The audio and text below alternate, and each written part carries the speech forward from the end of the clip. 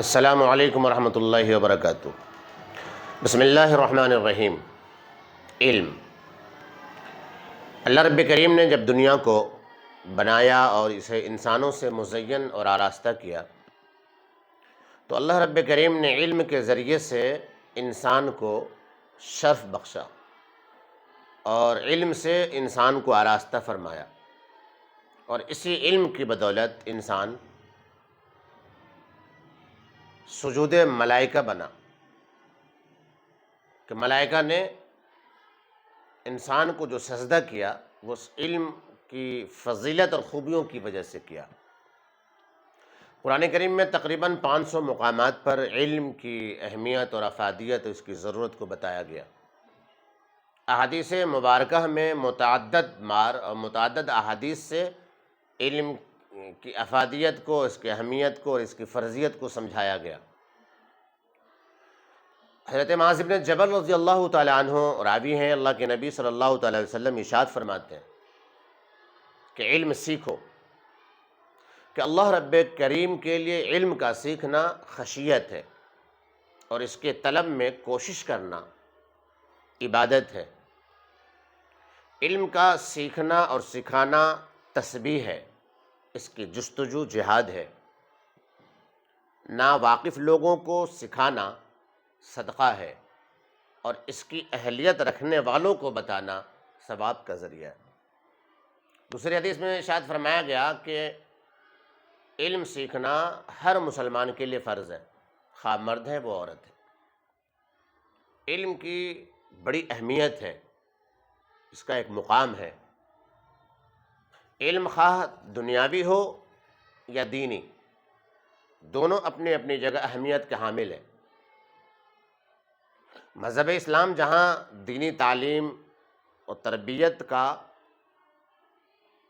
اہتمام کرنے کا حکم دیتا ہے، وہیں دنیاوی تعلیم سے آراستہ ہونے اور دنیاوی تعلیم کی اہمیت اور ضرورت کو بھی سمجھاتا ہے۔ مذہب اسلام علوم دنیویہ، مذہب اسلام دینی علوم کے ساتھ ساتھ دنیا کے جو علوم ہیں، مثلا انجینئرز، ڈاکٹرز، معمار، سائنسداں، زندگی کے تمام شعبوں میں جتنے بھی شعبے ہیں دنیا کے، تعلیم کے مروجہ شعبے، ڈاکٹری کا لائن ہو، فارمیسی کا لائن ہو، دواؤں کا معاملہ ہو، ہماری زندگی سے جڑی ہوئی جتنی بھی دنیا کی ضرورتیں اور حاجات ہیں، ان تمام چیزوں کے علم کو سیکھنے کو بھی اسلام کہتا ہے، اس کا حکم دیتا ہے، اور ہمیں دونوں طرف توجہ دینی چاہیے۔ یاد رکھیں، جو قوم تعلیم حاصل کرے گی، علم کو اولیت کا درجہ دے گی، وہ قوم آگے بڑھے گی، ترقی پائے گی۔ ہمارے بیچ اگر حافظ قرآن، علماء کرام، مفتیان اعظام، مفسر قرآن، دینی علوم کے صلاحیت مند افراد کی اگر ضرورت ہے، اور یقیناً ہے، تو ہمارے بیچ اچھے ڈاکٹرز کا ہونا، اچھے انجینئرز کا ہونا، اچھے سائنسداں کا ہونا، جو ہماری زندگی کی حاجات اور تقاضوں کو پوری کر سکے، لازمی اور ضروری ہے۔ مسئلہ یہ ہے کہ ان دونوں علوم کے اندر افراط و تفریط کے ہم شکار ہیں۔ ہم اپنے بچوں کو ڈاکٹر بناتے ہیں، شوق سے بنائیں، ٹیچر بناتے ہیں، شوق سے بنائیں، انجینئر بناتے ہیں، بہت اچھی بات ہے، لیکچرار اور پروفیسر ہوتے ہیں بچے ہمارے، بہت اچھی بات ہے۔ ٹیکنالوجی کے دور میں ٹیکنالوجی کا دور ہے، اس میدان میں بھی ہم کسی سے پیچھے نہیں، ہمارے بچے کہیں کسی سے پیچھے نہیں ہیں، بہت اچھی خوبی کی بات ہے اور بہت کمالات کی بات ہے۔ لیکن آج جو لمحہ فکریہ ہے، آج جس عنوان سے ہم آپ سے گفتگو کر رہے ہیں، ہم آپ کو فکر دلانا چاہتے ہیں کہ یہ کہاں کا انصاف ہے، افراد و تفریط کا یہ معاملہ ایسا کیوں ہے؟ میں آپ سے پوچھتا ہوں کہ ہمارے بچے ڈاکٹر بن جائیں، لیکن ہمارے بچوں کو قرآن پڑھنا نہ آئے. ہمارے ڈاکٹر اور انجینئر، پروفیسر اور لیکچرار صاحب کو یہ پتہ نہ ہو کہ طہارت کیا چیز ہے، طہارت کا مذہب اسلام نے کس قدر اہتمام کا حکم دیا ہے. ہم کب پاک و ناپاک ہوتے ہیں، ناپاکی میں ہماری پاکی کیسے حاصل کی جاتی. وضو کے مسائل ہیں، وضو کے بغیر بہت ساری عبادتیں ہیں جو وضو کے بغیر نہیں ہوتی. طہارت و پاکیزگی کے بعد توحید. توحید، اللہ کون ہے، کیسا ہے، اس کی صفات کیا ہیں، خوبیاں کیا ہیں، اللہ میں اور اللہ کے غیر میں کیا ڈیفرنس ہے، اللہ رب کریم کے بارے میں ہمارا ایمان اور عقیدہ کیسا ہونا چاہیے، اللہ کی قدرت کیا ہے. اسی طرح رسالت کیا ہے، نبی اور رسول کیا ہوتے ہیں، اللہ رب کریم کی قدرت میں اور نبی رسول کی رسالت و نبوت میں ڈفرینس کیا ہے، کیا فرق ہے، حلال اور حرام کیا ہے، حق اور باطل کیا ہے، جائز اور ناجائز کیا ہے. یہ وہ بنیادی ضروریات ہیں جن ضرورتوں پر اکثر ہماری نگاہ نہیں ہوتی. ہم اپنے بچوں کو اسکولوں میں پڑھاتے ہیں، کالجوں میں پڑھاتے ہیں، یونیورسٹیوں تک ہمارے بچے جاتے ہیں اور پڑھ رہے ہیں، بہت اچھی بات ہے. لیکن ہم آپ سے یہ پوچھنا چاہتے ہیں کہ یہ کہاں کا انصاف ہے کہ قرآن کریم ہدایت کی کتاب ہے. قرآن کریم کے ذریعے اللہ رب کریم ہم سے بات کرنا چاہتا ہے. ہمیں دنیا میں اس نے بھیجا کیا ہے، بھیجا کیوں ہے، کیا مقصد ہے بھیجنے کا، قرآن کریم ہمیں سمجھاتا ہے. جب تک رہتی دنیا تک یہ کتاب رہنے والی ہے، باقی رہنے والی ہے. اور اسی کتاب میں اللہ رب کریم نے ہماری کامیابی دنیا کی اور آخرت کی دونوں وضاحت کے ساتھ بیان فرما دی. اللہ ہم سے چاہتا کیا ہے، اس کے لیے اللہ نے نبی اور رسولوں کا سلسلہ قائم کیا. ہمارے نبی حضرت محمد مصطفیٰ صلی اللہ تعالیٰ علیہ وآلہ وسلم نے آخر پوری زندگی جس بات پر انسانوں کو انسان بنانے پر جو محنت کی ہے، اس محنت کو کون سمجھے گا. یاد رکھیں، ہم پروفیسر ہو جائیں، ڈاکٹرز ہو جائیں، سائنسداں بن جائیں، انجینئر بن جائیں، بڑے بڑے عہدوں پر چلے جائیں، دنیا کی ساری ڈگریاں ہم اکٹھی کر لیں کہ کوئی ہمارا مد مقابل نہ ہو، اتنی صلاحیتیں اور ٹیلنٹس اپنے اندر بھر لیں، پیدا کر لیں، اور اگر ہم نے قرآن کو نہیں سمجھا، قرآن کے پیغام کو نہیں سمجھنے کی کوشش کی، رسول اکرم حضرت محمد مصطفیٰ صلی اللہ تعالیٰ علیہ وسلم کی دعوت و رسالت کو ہم نے سمجھنے کی کوشش نہیں کی، ہم نے قرآن نہیں سیکھا، قرآن نہیں پڑھا، قرآن کریم کو سمجھنے کی کوشش نہیں کی، مذہب اسلام کا لب لباب اور خلاصہ ہم نہیں جانتے، تو ہم کامیاب انسان نہیں ہیں، ہم کامیاب انسان نہیں ہیں. میں پیرنٹس سے کہنا چاہوں گا، والدین سے کہنا چاہوں گا کہ ہم اپنے بچوں کو اپنے علاقے کے سب سے اچھے اسکول میں تعلیم دلاتے ہیں. بہت اچھی بات. ہمارے علاقے میں اچھے اسکول نہیں ہوتے تو ہم اپنے بچوں کو بہت دور اسکول میں بھیجتے ہیں پڑھنے کے لیے، گاڑیاں لگاتے ہیں ان کے لیے، اپنے شہروں سے دوسرے شہروں تک بھیجتے ہیں، ضرورت پڑتی ہے تو ملک سے دوسرے ملک بھی بھیجتے ہیں. بہت اچھی بات ہے، اعلیٰ خیال ہے آپ کا، اعلیٰ ظرف ہے آپ کا. لیکن افسوس کی بات یہ ہے کہ ہم اسکول میں، کالج میں بچوں کو تو بھیجتے ہیں، لیکن مدرسے میں قرآن اور حدیث پڑھنے، دین سمجھنے کو نہیں بھیجتے. ہم اپنے بچوں کو دنیا کی تعلیم میں ترقی کے لیے، کامیابی کے لیے بہترین سے بہترین ٹیوٹر کا انتخاب کرتے ہیں، ٹیوشن ماسٹر کا انتخاب کرتے ہیں، لیکن ہم اپنے بچوں کو دین اسلام سکھانے والے کسی معلم کا انتظام نہیں کرتے. اور پھر ڈیفرنس دیکھیے، ایک ٹیوٹر منہ مانگا پیسے لیتا ہے، مہنگا سے مہنگا ٹیوٹر اور ٹیوشن ماسٹر ہم تلاش کرتے ہیں اور اپنے بچوں کو ان کے حوالے کر دیتے ہیں. ان کے مقابلے میں بہت معمولی رقم پر ہمیں قرآن کریم کی احادیث مبارکہ کی دینی تعلیم و تربیت کے لیے معلم مل جاتے ہیں اور اس کا انتظام مل جاتا ہے، لیکن ہم اس کی کوشش نہیں کرتے. نتیجہ یہ ہوتا ہے کہ بچوں کا بچپنا نکل جاتا ہے، وہ کلاس 1 سے ہائی اسکول اور انٹر تک پہنچ جاتے ہیں، گریجویٹ بھی ہو جاتے ہیں، اور ہمارے بچوں کو نہ تو قرآن پڑھنا آتا ہے، نہ انہیں کلمے معلوم ہوتے ہیں، نہ طہارت کے اصول و ضوابط انہیں معلوم ہوتا ہے، اصول و ضوابط وہ نہیں جانتے، توحید و رسالت کو وہ نہیں سمجھتے، حلال حرام میں انہیں تمیز نہیں ہوتی، زندگی گزارنے کے جو اصول ہیں، طریقے ہیں اسلام نے دیے ہیں، وہ انہیں معلوم نہیں ہوتا، اور پھر یہ بچے بڑے ہو کر اللہ رب کریم کو نہ سمجھنے کی وجہ سے، دینی تعلیم نہ ہونے کی وجہ سے، نہ وہ خدا کے قریب ہونے کی کوشش کرتے، نہ وہ رسالت کو گہرائی سے لیتے ہیں، دین کے کسی بات کو ڈیپلی نہیں لیتے، اور پھر وہ بچے بڑے ہو کر ماں باپ کے نافرمان بنتے ہیں، پھر آخر عمر میں ماں باپ سسکیاں بھرتے ہیں، انہیں بڑی تکلیف ہوتی ہے کہ میرے بچے میرے قابو میں نہیں ہیں، میرے بچے میری نہیں سنتے، میری بات نہیں مانتے، میری نافرمانی کرتے ہیں۔ آپ والدین حضرات سے خاص طور سے میں کہنا چاہوں گا، ذمہ دار کون ہے؟ کون ذمہ دار ہے اس کے لیے؟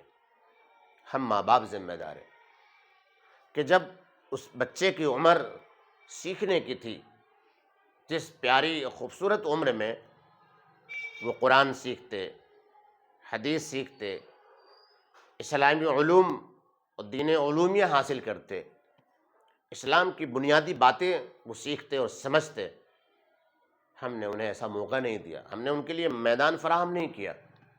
میں آپ سے پوچھتا ہوں کہ یہ بتائیں، قرآن کریم پڑھے بغیر، قرآن کریم سیکھے بغیر، توحید و رسالت کے بعد جو اسلام کا دوسرا پیلر ہے، جو دوسری بنیاد ہے اسلام کی، وہ نماز ہے۔ قرآن کریم کو پڑھے بغیر، سمجھے بغیر، کیا ہم نماز پڑھ سکتے ہیں؟ ہم نماز کو سمجھ سکتے ہیں؟ ہماری نماز اچھی ہو سکتی ہے؟ چونکہ قرآن کریم میں مستقل قرات کی جاتی ہے، قرآن کریم کی تلاوت کی جاتی ہے، تو قرآن کریم ہم نے اپنے بچوں کو اگر نہیں سکھایا تو کیا یہ بتائیں کہ وہ بڑے ہو کے سیکھ جائیں گے؟ نماز کیسے پڑھیں گے جب انہیں قرآن ہی نہیں معلوم؟ تو مین اور بنیادی چیز ہے قرآن کا سیکھنا، قرآن کا پڑھنا۔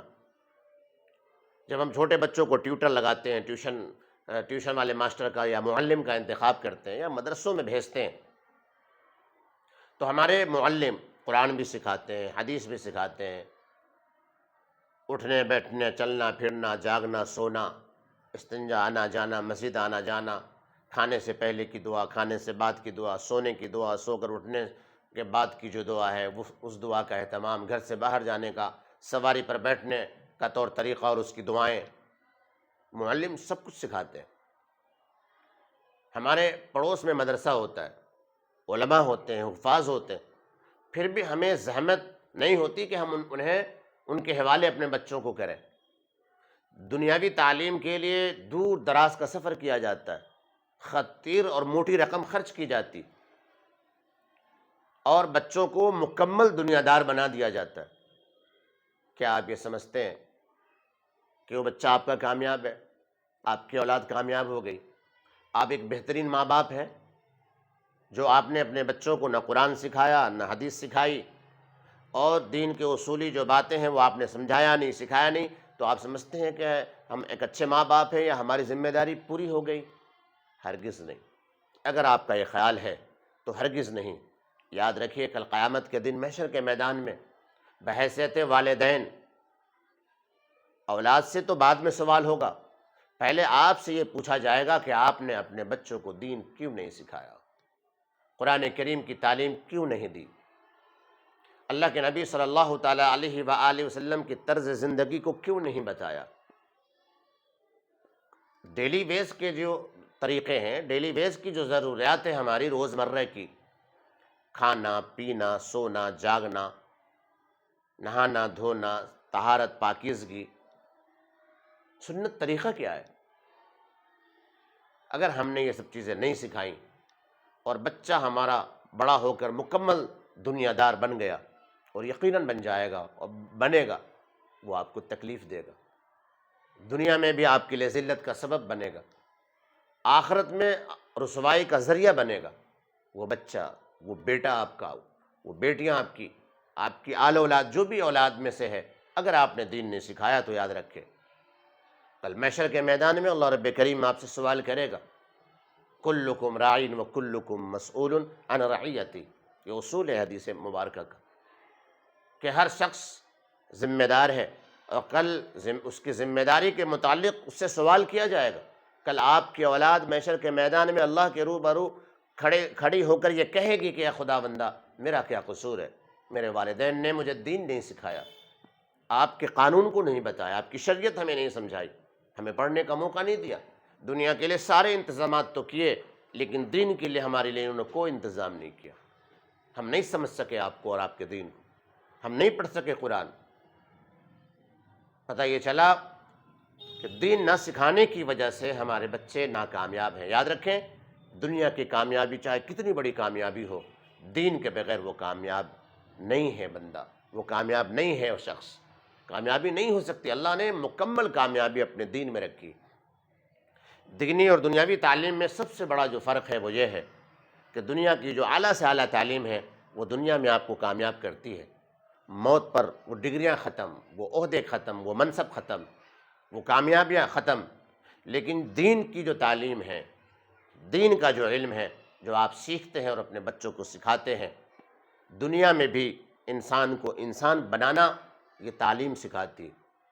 وہ انسان بن کر زندگی گزارتا ہے جس کے اندر دین ہوتا ہے، شریعت ہوتی ہے، اور پھر مرنے کے بعد یہ ڈگری، یہ تعلیم جو آپ نے قرآن اور حدیث کی اور مذہب اسلام کی سکھائی تھی، یہ بیکار نہیں جاتی، مرنے کے بعد آخرت میں بھی کام آتی۔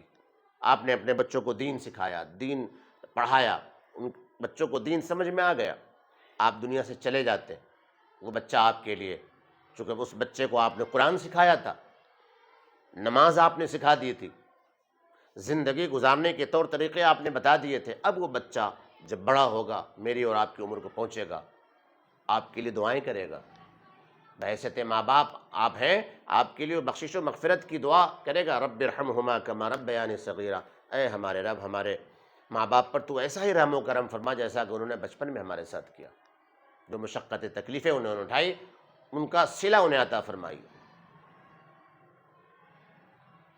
بہت ساری دعائیں ہیں قرآن کریم میں، وہ اپنے الفاظ میں بھی آپ کے لیے، آپ کی بخشش کے لیے، آپ کی مغفرت کے لیے دعا کرے گا۔ آپ کا بیٹا، آپ کی بیٹی، اللہ کے نبی صلی اللہ تعالی وسلم نے ارشاد فرمایا کہ موت پر سب کچھ ختم ہو جانے والا ہے، کچھ بھی باقی نہیں رہتا، تین چیزیں باقی رہتی۔ ان تین چیزوں میں سے ایک چیز ہے کہ جب تم مرو تو اپنی نیک اولاد چھوڑ کر کے مرو، کہ تمہارے مرنے کے بعد وہ نیک اولاد تمہارے لیے دعا کرے گی، اولاد صالح یدعو لہ، نیک اولاد، یہ صدقہ جاریہ ہے، آپ کی بخشش کا ایک بہترین ذریعہ ہے، وسیلہ ہے۔ لہٰذا آپ یہ نہ سوچیں کہ ہم نے دنیا کی تعلیم دے دی، ڈاکٹر بنا دیے، انجینئر بنا دیے، لیکچرار، پروفیسر ہمارا بیٹا ہو گیا یا بیٹی ہو گئی، آپ کامیاب ہو گئے، آپ کی ذمہ داری پوری ہو گئی۔ دین کون سکھائے گا؟ قرآن کون سکھائے گا؟ حدیث کون بتائے گا؟ طہارت اور پاکیزگی انہیں کون، اس کی تعلیم کون دے گا؟ حلال اور حرام میں فرق انہیں کون سکھائے گا؟ حق اور باطل کی پہچان کون کرائے گا؟ وہ خدا جس نے آپ کو پیدا کیا، وہ خدا جس نے آپ کو بہترین اولاد دی، اس خدا کو، اس رب کو، اس اللہ کو وہ کیسے جانے گا؟ وہ اولاد آپ کی کیسے پہچانے گی جب آپ نے تعلیم ہی نہیں دی؟ تو آپ کیا سمجھتے ہیں کہ آپ سے کل قیامت میں اس کے بارے میں سوال نہیں ہوگا اور پوچھا نہیں جائے گا؟ ہم بچوں کو بچپنے میں دینی تعلیم نہیں دیتے، مدرسے کی طرف سے اس قدر دینی تعلیم کی ضرورت ہی نہیں سمجھتے، دنیا کی تعلیم پر اس لیے محنت کرتے ہیں اور موٹی رقم خرچ کرتے ہیں کہ وہ ریٹرن آئے گا، پیسے آئیں گے۔ کیا پیسہ ہی سب کچھ ہے؟ روپے پیسے ہی اصل کامیابی ہے؟ اور اگر ایسا ہے تو انبیاء کرام کا سلسلہ اللہ نے کیوں قائم کیا؟ ہمارے آپ کے نبی جناب محمد رسول اللہ صلی اللہ تعالی وسلم نے اتنی مشقتیں کیوں برداشت کی؟ یہ قرآن کریم اللہ نے جو دستور العمل ہے، ہدایت کی کتاب ہے، قیامت تک کے لیے ہمارے بیچ اللہ نے قرآن کریم کیوں باقی رکھا ہوا ہے؟ پھر مذہب کا کیا معنی رہ جاتا ہے؟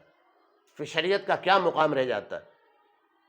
تاخیر نہیں ہوئی ہے، دیر نہیں ہوئی ہے، اب بھی ہوش میں آ جائیے۔ جتنے بھی والدین ہیں ہوش میں آ جائیں، آپ اپنی ذمہ داریوں کو سمجھیں، آپ جان بوجھ کر یا انجانے میں اپنے بچوں کو، اپنی اولاد کو دین کا باغی بنا رہے ہیں۔ دین کی تعلیم نہ دینا، دین کا باغی بنانا، دین کی تعلیم دین نہ سکھانا، اپنے بچوں کو اپنے لیے نافرمانی کا سامان فراہم کرنا، دین نہ سکھانا، اپنے لیے بھی ہلاکت اور اپنی اولاد کے لیے بھی ہلاکت کا سامان مہیا کرانا ہے۔ لہٰذا اس طرح کی جب باتیں کی جاتی ہے دین کے تعلق سے، تو آپ کے ذہن میں یہ بات آتی ہے آپ کے ذہن میں کہ یہ تو دنیاوی تعلیم کے مخالف ہے، یہ دنیاوی تعلیم نہیں چاہتے۔ خدا کے واسطے مذہب اسلام کو یا مذہب اسلام کے علماء کو، مشائخ کو، بزرگان دین کو، اکابرین کو تہمت نہ دیجیے، یہ الزام ان کے سر مت مڈیے۔ آپ دنیا دار ہیں بے شک، لیکن اپنی اولاد کو خدا کے واسطے دیندار بنائیے، انہیں دین سکھائیے۔ جب ہمارے بچوں میں دین آتا ہے، بچوں کی زندگی خوبصورت بن جاتی ہے، بچوں کی زندگی ایسی ہوتی ہے کہ بچوں کو دیکھ کر آپ کی خود آنکھیں ٹھنڈی ہوں گی، آپ کے کلیجے کو ٹھنڈک پہنچے گی۔ آپ کے بچے جب دیندار ہوں گے تو مرتے وقت بھی آپ کو راحت نصیب ہوگی، آخرت میں بھی آپ کو راحت نصیب ہوگی انشاءاللہ۔ تو آئیے آج اس ذمہ داری کو ہم محسوس کریں اور آج سے فکر مند ہو جائیں۔ اگر ہمارے پاس مدرسہ ہے تو مدرسوں میں بچوں کو بھیجیں، مسجد ہے تو وہاں بھیجیں۔